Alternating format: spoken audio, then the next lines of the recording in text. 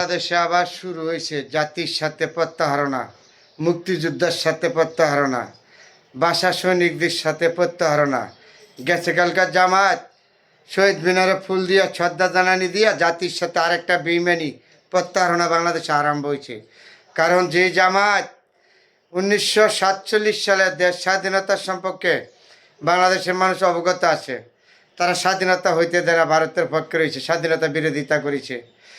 তারপরে মুক্তিযুদ্ধের সময় তারা বিরোধিতা করেছে, 52 সালে ভাষা আন্দোলনে বিরোধিতা করেছে। তাহলে আজকে হয়তো ভাষার জন্য যারা শহীদ হয়েছে, ভাষার জন্য যারা আন্দোলন করেছে, তাদের রক্তের বিনিময়ে আমরা লাল সবুজের পতাকা পেয়েছি, ভাষা পেয়েছি, মাতৃভাষা পেয়েছি, মাকে মা ডাকার অধিকার পেয়েছি, বাবাকে বাবা ডাকার অধিকার পেয়েছি, সোনার বাংলা দেশ বলতে পারতেছি, লাল সবুজের পতাকার নিচে থাকতে পারতেছি। তাদেরকে সাথে আবার নতুন করে 54 বছর পরে জামাত একটা প্রত্যাহারণা করে গেল। গেছে কালকা শহীদ মিনারে তারা ফুল দিয়ে শ্রদ্ধা জানায়।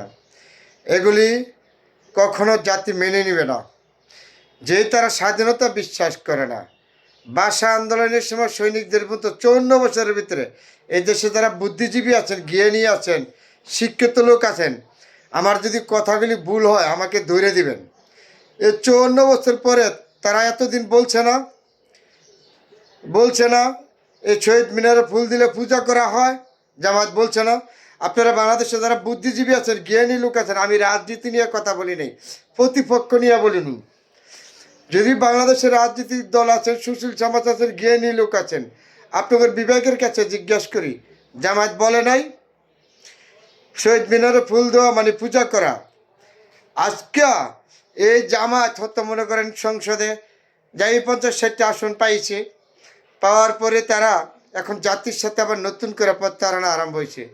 কিন্তু যারা ভাষা শহীদ ছিল তাদের সাথে কোনো প্রত্যাহারণা, মুক্তিযুদ্ধের সাথে প্রত্যাহারণা, দেশের মানুষের সাথে প্রত্যাহারণা। তাহলে আমাদের দুঃখজনক ঘটনাটা, যেই তারা মুক্তিযুদ্ধ বিশ্বাস করে না, স্বাধীনতা বিশ্বাস করে না, তারা কেমন করে শহীদ মিনারে ফুল দেয়? এটা জাতির সাথে কি প্রত্যাহারণা না? আপনারা বলেন। 54 বছর পরে আসা তাদের সাথে আবার সহযোগী, কি বলবো?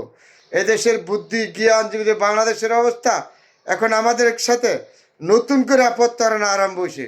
তাহলে এই ঘটনাগুলি দুঃখজনক আমাদের মুক্তিযোদ্ধার সন্তানদের জন্য, এবং যারা ভাষার জন্য আন্দোলনে শহীদ হয়েছে তাদের জন্য, যারা গণতন্ত্র বিশ্বাস করে, লাল সবুজের পতাকা বিশ্বাস করে, তাদের জন্য লজ্জাজনক।